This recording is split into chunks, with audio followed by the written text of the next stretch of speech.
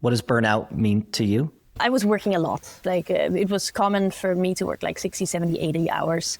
And I was also doing QA testing at night and then spending the night and staying the next day. You would stay the night at the office? Yes, and then Wow. continue, but really stupid, like really dumb.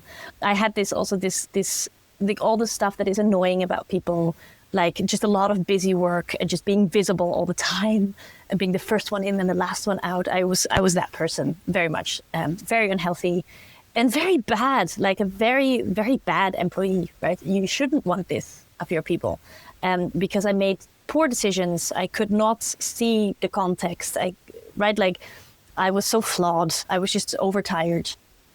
So I made a lot of mistakes, I think, right? I can't pinpoint them now, but a lot. I think now as an external, that I have so much more time to pause and reflect. And now that I'm not in the organization and I don't feel the pain of being in an organization, it's somehow easier for me to unpack problems and to see the bigger picture in a way that I never could before. So back then I was like on the worst side of it. So working way too hard and also being very proud of it. Like, look at me. And it's for something, I don't even know what it was anymore, right? But something that really mattered to me. I thought it was very important and it didn't work. And I think this is always the moment, right? This is the moment where your brain kind of snaps. I think there's like one specific catalyst for me that happened.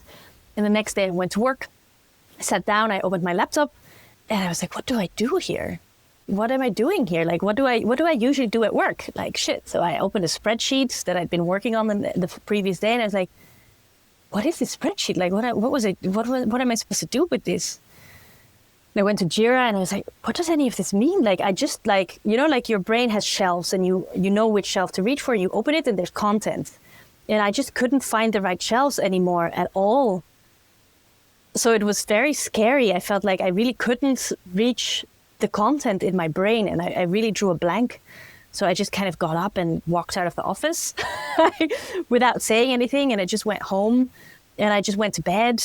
Like in the morning, like at 9 o'clock in the morning, you just wow. I just like kind of got up and like walked away, kind of like dissociative. Like I'd really pushed myself too far.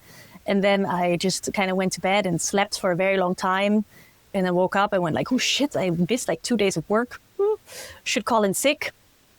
So I called in sick and went to a doctor, and they instantly said like, you're signed off for like 2 or 3 months. Wow. Like, not even like a week, but they were instantly like, no, done. And I learned from that, like that you shouldn't, not a good idea. In the moment must have been really scary. It was. It took me also a long time to get my brain back. I was really scared that I had broken my brain, and my brain is very important to me. It's like kind of my key asset.